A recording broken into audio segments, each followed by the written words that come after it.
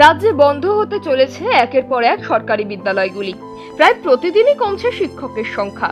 এর মধ্যেই সর্বোচ্চ আদালতের নির্দেশে 26,000 শিক্ষকের নিয়োগ বাতিল করার পর স্বাভাবিকভাবেই চাপে পড়ে রাজ্যের শিক্ষা ব্যবস্থা। রাজ্য সরকারের উদ্যোগে ইতিমধ্যেই শিক্ষক নিয়োগ প্রক্রিয়া শুরু করার লক্ষ্যে এসএসসির পক্ষ থেকে পরীক্ষা সম্পন্ন হয়েছে। রাজ্য সরকারের পক্ষ থেকে শিক্ষাক্ষেত্রে স্বচ্ছতা বজায় রাখার নির্দেশ দেওয়া হয়েছে বহুবার। তাতেও হুঁশ ফেরেনি রাজ্যের বেশ কিছু স্কুলের অসাধু শিক্ষকদের। লাগাতার সরকারকে বুড়ো আঙুল দেখিয়ে চালিয়ে যাচ্ছেন গৃহ শিক্ষকতা, যার ফলে স্কুলের পঠন পাঠনের যথেষ্ট বিঘ্ন ঘটছে। অভিভাবকরা সন্তানদের সুশিক্ষার জন্য নিয়ে যাচ্ছে বেসরকারি স্কুলগুলিতে। স্বাভাবিকভাবেই ভেঙে পড়ছে সরকারি স্কুলের পরিকাঠামো। একই সাথে সমস্যায় পড়ছেন গৃহ শিক্ষকরাও, যারা শিক্ষকতার চাকরি না পেয়ে গৃহ শিক্ষকতা করেই চালাচ্ছে জীবিকা।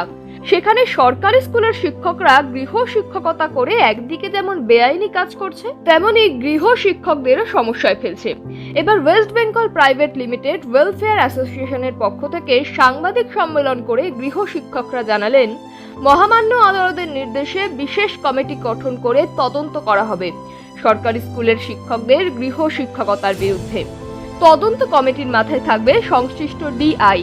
তাদের সম্পূর্ণরূপে সহযোগিতা করবে গৃহ শিক্ষক ও সংগঠনের রাজ্য সম্পাদক মিলন জানা বললেন, আদালত তাদের আবেদনে সাড়া দিয়ে বিশেষ তদন্ত কমিটি গঠন করেছে, যে তদন্ত কমিটি স্কুল শিক্ষকদের প্রিয় শিক্ষকতার বিরুদ্ধে অভিযান চালাবে।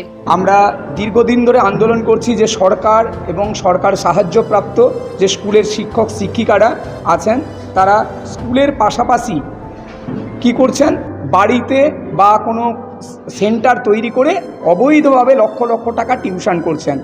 তারা স্কুলটাকে 80 যাই মাইনে পাই এই পর্যায়ে রেখে তারা টিউশনটাকে একটা তাদের প্রধান উপাদেয়র জায়গা তৈরি করেছে। আপনারা জানেন রাজ্যে প্রায় 8,000-এর বেশি স্কুল বন্ধ হয়েছে।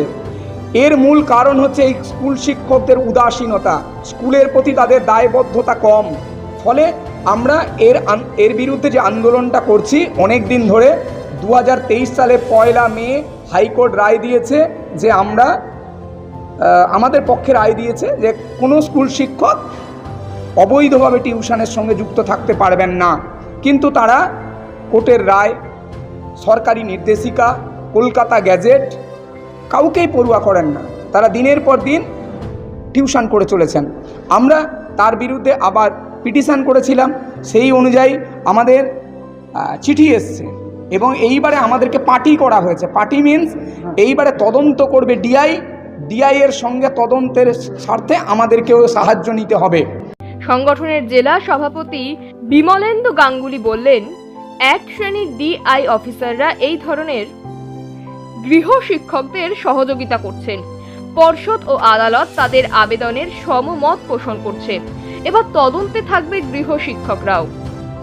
আগামী 1 মাসের মধ্যেই এই তদন্ত প্রক্রিয়া শেষ না হলে ডিআই এর বিরুদ্ধে আদালতে মামলা করবে। তো আমাদের বক্তব্য হচ্ছে, এইবার আমাদেরকে যে পর্ষদ থেকে যে অর্ডার এসছে এখানে ডিআই সাহেবের কাছে পাঠানো হয়েছে এবং তদন্ত করার সময় আমাদেরকে সঙ্গে নিতে হবে, এটা অর্ডার।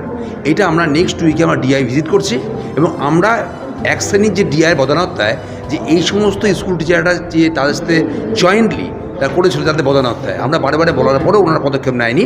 এইবার পর্ষদ থেকে এবং কোর্ট অর্ডারের মাধ্যমে যেটা বলেছে যে আমাদেরকে নিতে হবে, আমরা যাব, আমার সঙ্গে নিই এবং পুজোর মধ্যে আগামী 30 দিনের মধ্যে আমাদের এটা বন্ধ করার ব্যবস্থা আমরা করেছি। আর ওনারা যে পদক্ষেপ না নেয় আমরা ডিআইয়ের এগেনস্টে আমরা আদালতে যাব, এই আমরা ঠিক করেছি। ব্যুরো রিপোর্ট, সময় বার্তা ডিজিটাল।